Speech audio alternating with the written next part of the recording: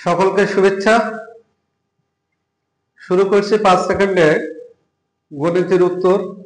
কিভাবে 5 সেকেন্ডে জটিল কোনো অঙ্কের সহজ সমাধান বের করা যায়।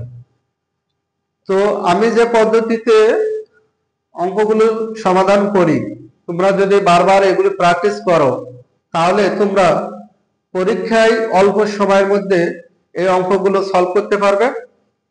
আর অঙ্ক নিয়ে ভীতি মনের ভিতরে আর থাকবে না। তো যত প্র্যাকটিস, তত জানা, তত শেখা, তত মনে রাখা। তো শুরু করছি, দেখো প্রথম অঙ্ক দিয়েই। এখানে কয়েকটা ধাপে অঙ্ক রেখেছি। একজন বিক্রেতা 10 টাকায় 4টি করে বল ক্রয় করে 6 টাকায় 2টি করে বিক্রয় করলে শতকরা লাভ কত? তো এখানে শতকরা লাভ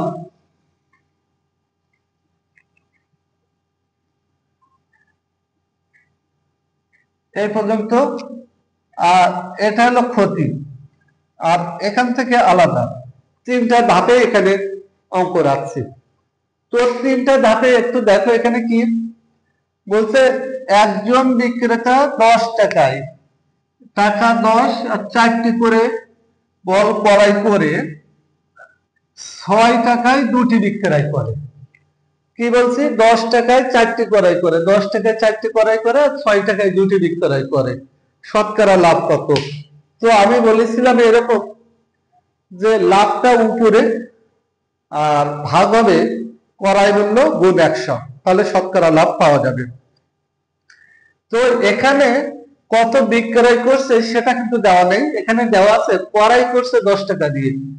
তাহলে 10 টাকায় 4টি করে বল ক্রয় করে 6 টাকায় 2টি বিক্রয় করে, তাহলে 4টি ক্রয় করছে 10 টাকায়, বিক্রয় করছে কত সেটা দেওয়া নেই। তাহলে বিক্রয় করছে কত সেটা আগে বের করে নিতে হবে। তো এখানে আমরা দেখছি কি 2টা বিক্রি করে 6 টাকা, তাহলে 2টা বিক্রি যদি 6 টাকা হয় আর বাকি থাকে 2টা, যদি 6 টাকা হয় তাহলে 4টা বিক্রি করে 12 টাকা। তো 12 টাকা আর ক্রয় করে হলো 10 টাকা দিয়ে, তাহলে লাভ হয় 2 টাকা। আমি আবার বলছি, দেখো 6 টাকায় 2টি বিক্রয় করে, 2টি বিক্রয় করে 6 টাকা, তাহলে বল ক্রয় করছে 4টা, তাহলে 4টা বিক্রি করবে কত টাকায়? তাহলে 2টা 6 টাকায় আর 2টা যদি 6 টাকায় হয়, তাহলে মোট বিক্রয় মূল্য হয় কত? 12। ক্রয় করছে 10 টাকা দিয়ে, তাহলে যদি বিক্রি এখান থেকে যদি বাদ দিই তাহলে কত হয়? লাভ হয় 2। তো এই লাভটা উপরে, ক্রয়টা নিচে, গুণ 100। এটা আমাদের শতকরা লাভ বেড়ে যাবে 20%। আমাদের অঙ্ক শেষ। দেখো অঙ্কটা আমরা কিভাবে বলছি। অঙ্কটা এরকম যে আমরা এখানে ক্রয় মূল্য দেওয়া আছে কিন্তু বিক্রয় মূল্য দেওয়া নেই। তো বিক্রয় মূল্যটা আগে বের করে নেব। বিক্রয় মূল্য বের করে কি করব? ক্রয় মূল্য থেকে বিক্রয় মূল্য বিয়োগ করব, বিয়োগ করলে আমাদের লাভ বের হবে। তাহলে লাভ উপরে, নিচে ক্রয় মূল্য গুণ 100। লাভ উপরে, লাভ দেব উপরে, নিচে দেব ক্রয় মূল্য গুণ 100, তাহলে আমাদের শতকরা কত লাভ বেড়ে যাবে। তো আমরা 4টি কিনছে 10 টাকা দিয়ে, আর তাহলে 4টা বিক্রয় করছে কত? 12 টাকা। তাহলে 12 টাকা থেকে 10 টাকা বিয়োগ করলে থাকে 2 টাকা, তাহলে এই 2 টাকা লাভ উপরে, আর ক্রয় করছিল কত? 10, তো ক্রয় মূল্যটা নিচে গুণ 100, তাহলে এটা যদি কাটা হয় তাহলে হয় 20%। আমাদের প্রথম অঙ্কটা শেষ হয়ে গেল।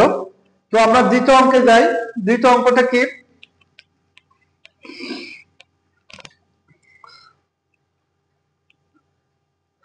বলছে? পলাশের আয় ও ব্যয়ের অনুপাত।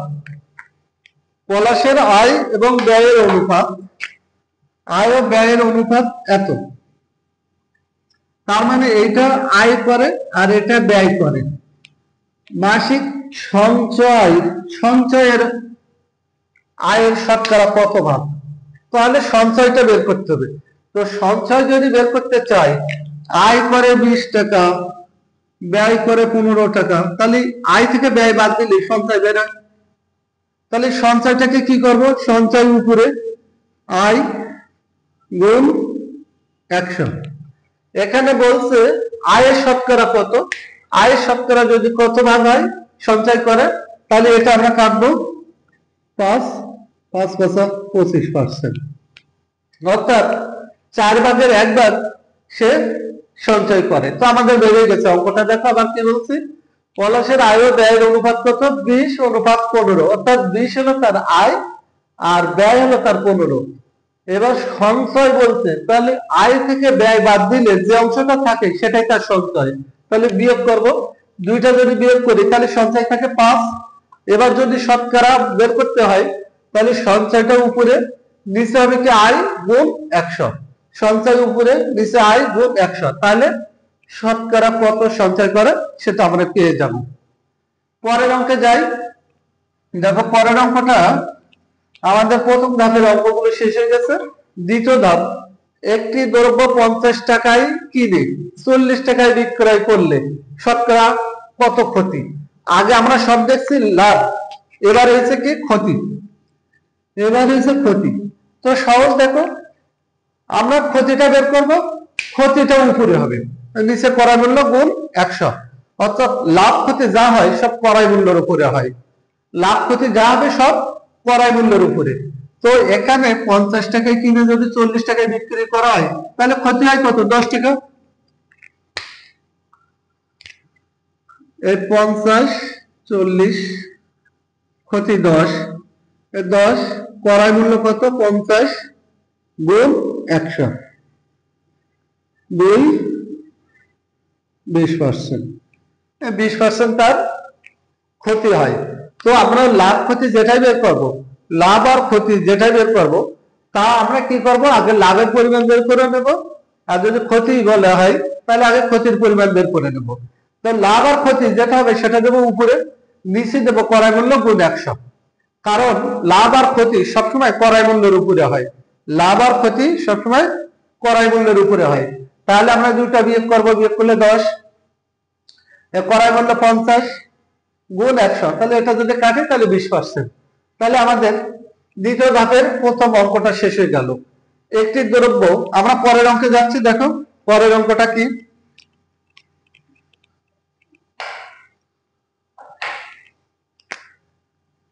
একটি দ্রব্য 380 টাকায় বিক্রয় করায় 20 টাকা ক্ষতি হয়। ক্রয় মূল্য কিন্তু এখানে নেই, তাহলে ক্রয় মূল্যটা আমাদের বের করে দিতে হবে। একটি দ্রব্য এত টাকায় বিক্রয় করায়, বিক্রয় 380 টাকা বিক্রয় করায় 20 টাকা ক্ষতি হলো। তো ক্রয় মূল্য বের করতে গেলে যদি ক্ষতি হয় তাহলে যোগ করতে হয়, বিক্রয় মূল্য সাথে ক্ষতিটা যোগ করলে ক্রয় মূল্য পাওয়া যায়। বিক্রয় মূল্যের সাথে ক্ষতিটা যোগ করলে ক্রয় মূল্য পাওয়া যায়। তাহলে আমরা এই দুইটা যোগ করব, দুইটা যোগ করলে দেখো 380 আর 20 যদি যোগ করি তাহলে হয় 400। এই 400 আমাদের কি ক্রয় মূল্য।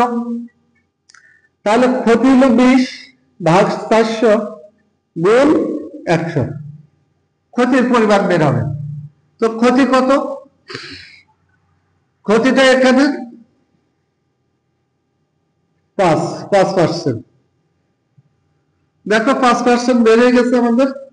5% শতকরা কত ক্ষতি? শতকরা ক্ষতি হলো 5।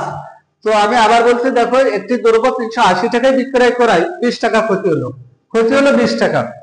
তো ক্ষতি যদি আমরা যোগ করি বিক্রয় মূল্যের সাথে তাহলে আমাদের ক্রয় মূল্য পাবো। তাহলে দুইটা যোগ করলে কত হবে? 400। 400 আমরা পেয়েছি ক্রয় মূল্য, আর ক্ষতি 20, ক্ষতি হলো উপরে গুণ 100। তাহলে আমরা কি বের হয়ে যাবে? শতকরা ক্ষতি কত সেটা বের হয়ে যাবে। আমরা দেখো দ্বিতীয় অঙ্কে যাচ্ছি। পরের অঙ্ক, এখানে বলছে 960 টাকায় বিক্রি করায় 40 টাকা ক্ষতি হলো। তাহলে এখানে ক্ষতি হয়েছে, ক্রয় মূল্য কিন্তু দেওয়া নেই। এত টাকায় বিক্রয় করায় 40 টাকা ক্ষতি হলো, তাহলে ক্রয় মূল্য বের করে দিতে হবে। ক্রয় মূল্যটা কিভাবে বের করবো? আমি বললাম কি, বিক্রয় মূল্যের সাথে যদি ক্ষতিটা যোগ করা হয়, বিক্রয় মূল্য যোগ ক্ষতি, তাহলে ক্রয় মূল্য পাবো। তাহলে 960 আর 40 যদি যোগ করি তাহলে হয় 1000, আর ক্ষতি কত? 40 ভাগ 1000 গুণ 100, 1 2 3 1 2 3 4%। দেখো 5 সেকেন্ডেও সময় লাগবে না, অঙ্কগুলো বুঝে নিতে হবে, বুঝে নিলে একেবারে সহজ। লাভ ক্ষতি শতকরা যদি বের করতে হয় তাহলে লাভ আর ক্ষতি যেটাই বলুক সেটা উপরে দেব, আর নিচে দেবো ক্রয় মূল্য গুণ 100। তাহলে লাভ আর ক্ষতি যেটাই বের করতে হবে, লাভ আর ক্ষতি সেটা দেবো উপরে, আর ভাগ দেব ক্রয় মূল্য গুণ 100। তো এইগুলোর ক্ষেত্রে কিন্তু কি দেওয়া ছিল না, ক্রয় মূল্য দেওয়া ছিল না, তো ক্রয় মূল্যটা আমরা বের করে নিয়েছি। তাহলে আমরা কি ক্ষতির পরিমাণ উপরে ক্রয় মূল্য নিচে গুণ 100, তাহলে আমাদের এখান থেকে বের হয়ে যাবে যে শতকরা ক্ষতি কত হয়েছে। দেখো আমরা তৃতীয় ধাপে যে অঙ্কগুলো দিয়েছি সেই ধাপটা দেখাচ্ছি। এই যে দিগন্ত টাকায় 3টি করে ক্রয় করে 2টি করে বিক্রয় করলে শতকরা কত লাভ হয়। এখানে দেখো টাকায় 3টি করে ক্রয় করে 2টি করে বিক্রয় করে, তার মানে 1 টাকায় 3টি ক্রয় করে আর 2টি বিক্রি করে, তাহলে লাভ হয় কি, লাভ হয় আমরা একটা পণ্য লাভ হয়, একটা পণ্য। তো একটা পণ্য আমরা এক্ষেত্রে করব কি, যে লাভ পণ্যটা উপরে দেব আর নিচে দেব বিক্রয় মূল্য গুণ 100। তো পণ্যের ক্ষেত্রে আমরা কি করব, আগে আমরা টাকার ক্ষেত্রে কি দেখেছি, টাকার ক্ষেত্রে ক্রয় মূল্যটা দিয়েছি নিচে, আর পণ্যের ক্ষেত্রে বিক্রয় মূল্যটা নিচে দেব, আর লাভ পণ্য বা ক্ষতি পণ্য সেটা উপরে দেব।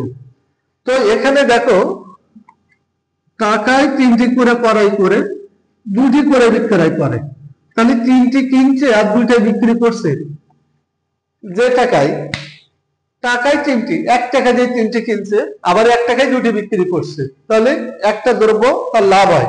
তাহলে লাভ পণ্যটা আমরা কোথায় দেব, লাভ পণ্যটা উপরে, নিচে হবে বিক্রয় গুণ 100। তাহলে লাভ পণ্যটা যদি আমরা দিই, লাভ হয়েছে একটা, 3টা থেকে 2টা চলে গেল, তাহলে একটা লাভ হয়েছে, আর বিক্রয় পণ্য 2 গুণ 100, এটা কাটলে 50, এর 50%। আমরা লাভ বা ক্ষতি পণ্যের ক্ষেত্রে কি বলবো, লাভ বা ক্ষতি পণ্য যদি থাকে তাহলে সেটা দেবো আমরা উপরে, ভাগ দেবো বিক্রয় গুণ 100। আর আমরা যদি টাকার ক্ষেত্রে বলি, তাহলে টাকার ক্ষেত্রে কি দিয়েছি, লাভ ক্ষতি দিয়েছে উপরে, নিচে দিয়েছে ক্রয় মূল্য গুণ 100। শুধু পার্থক্যটা এখানে, টাকার ক্ষেত্রে নিচে দেবো ক্রয় মূল্য, আর পণ্যের ক্ষেত্রে দ্রব্যের ক্ষেত্রে বিক্রয় মূল্য দেব নিচে, বিক্রয়টা দেব নিচে। আমরা পরের অঙ্কে যাই, দেখো পরের অঙ্কটা কি বলছে,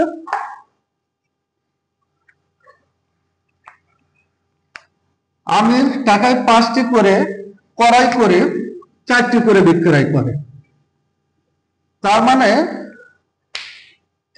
1 টাকা দিয়ে 5টা ক্রয় করে, 1 টাকা দিয়ে 5টা ক্রয় করে আর 4টা বিক্রয় করে, তাহলে এখানে লাভ হয় একটা। তাহলে লাভ পণ্যটা আমরা উপরে দেব, লাভ পণ্য যদি উপরে দিই আর নিচে দেবো কি বিক্রয় আর গুণ 100, তাহলে লাভ হয়েছে এখানে 5টা কিনছে 4টাই একই দামে বিক্রি করে দিয়েছে, তাহলে একটা পণ্য লাভ হয়েছে, আর বিক্রয় হয়েছে 4 গুণ 100, 4 দিয়ে কাটলে 25, এই 25%, 25% অ্যান্সার। তো পরের অঙ্ক আমরা বলছি কি, যে লাভ বা ক্ষতি যেটাই হোক না কেন, যদি পণ্য হয় তাহলে লাভ পণ্যটা উপরে, নিচে দেবো বিক্রয় আর গুণ 100, তাহলে বিক্রয় পণ্য কয়টা সেটা দেবো আমরা নিচে। দেখো শারমিন 10 টাকায় 12টি দরে কোন জিনিস ক্রয় করে 10 টাকায় 8টি বিক্রয় করে। এইখানে একটু দেখো একই অঙ্ক কিন্তু সিস্টেম গুলো ভিন্ন, এখানে সব টাকায় ছিল আর এখানে সব 10 টাকায়, তার মানে টাকার পরিমাণ একই আছে। আর এখানে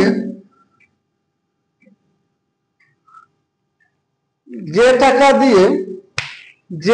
দিয়ে 12টা ক্রয় করে সেই একই টাকা দিয়ে 8টি বিক্রয় করে, তার মানে যে টাকা দিয়ে সে 12টি ক্রয় করে একই পরিমাণ টাকা দিয়ে 8টি বিক্রয় করে, অর্থাৎ 10 টাকায় 12টি দরে 10 টাকায় 12টি কিনে আর 10 টাকায় বিক্রি করে 8টা, তাহলে এখানে লাভ হয় কয়টি পণ্য, 12টা থেকে যদি 8টা চলে যায় তাহলে লাভ হয় 4টে পণ্য, তাহলে 4টা হবে উপরে, 4 দেবো উপরে, বিক্রয় কত 8, 8 গুণ 100, দেখো এটা কাটলে 2 দিয়ে কাটলে 50, এই পার্সেন্ট অ্যান্সার, 50% অ্যান্সার হয়ে যাবে।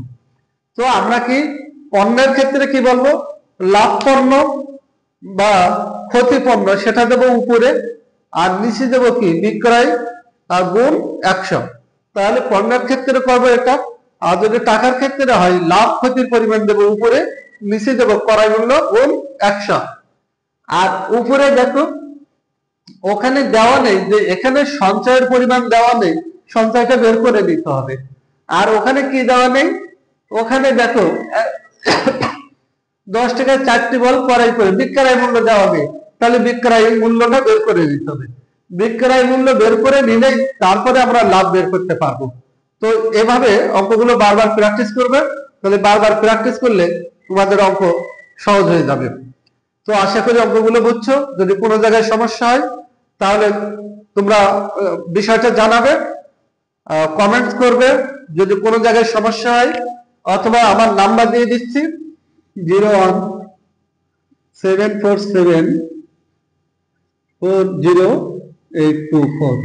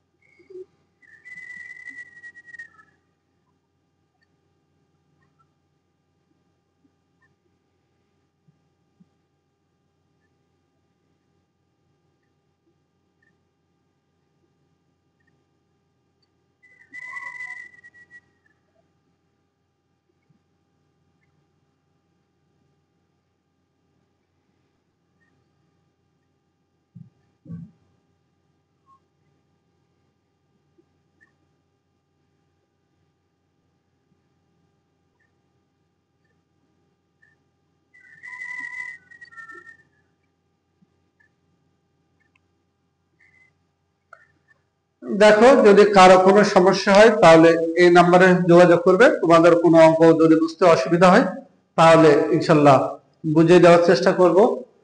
তো সকলকে ধন্যবাদ। সামনে নিবন্ধন পরীক্ষা, সামনে বিশেষ পরীক্ষা, বিভিন্ন চাকরি পরীক্ষা সার্কুলার চলতেছে। তো তোমরা ভালোভাবে প্রস্তুতি নেবে, কারণ সারা বাংলাদেশের মেধাবী স্টুডেন্ট গুলো পরাজিত করেই তারপরে কিন্তু বাংলাদেশের চাকরি। তো প্রত্যেকটা পরীক্ষায়, বড় বড় পরীক্ষা যেগুলো আছে, আমরা যদি বিসিএস এর কথা বলি তাহলে 3 লক্ষ পরীক্ষার্থীর মধ্যে কিন্তু নিজেকে যোগ্য করে তুলতে হবে, অর্থাৎ 3 লক্ষকে পরাজিত করে তারপরে কিন্তু চাকরিতে আসতে হবে। তাহলে বিষয়টা যেমন সহজ তেমন কঠিন। যেমন সহজ অর্থে এই, যদি সবসময় অধ্যবসায় করা যায়, সবসময় পড়া যায়, নিজের কি দুর্বলতা আছে দুর্বলতা গুলো কাটিয়ে তোলা যায়, তাহলে তোমার জন্য সহজ। আর যদি তুমি না পড়ো তাহলে তোমার জন্য কঠিন। তো তুমি যদি বারবার পড়ো, বারবার প্র্যাকটিস করো, তাহলে পরীক্ষার্থীর সংখ্যা যতই বেশি হোক না কেন সেটা কোনো বিষয় হয়ে দাঁড়াবে না, তোমার চাকরি অনিবার্য। আর যদি তুমি না পড়ো তাহলে পরীক্ষার্থীর সংখ্যা যতই কম হোক না কেন চাকরি তোমার কাছে সহজে ধরা দিবে না। তো যত প্র্যাকটিস করবে, যত পড়বে, যত দেখবে, ততই জ্ঞান বাড়বে, ততই সমস্যাগুলো সলভ হবে। তো আশা করি সবাই সাধ্য অনুযায়ী সবসময় পড়ালেখা করবে, আর সবাই চাকরি হোক, সবার জন্য মঙ্গল কামনা করে আজকের ক্লাস এখানে শেষ করছি। ধন্যবাদ সকলকে।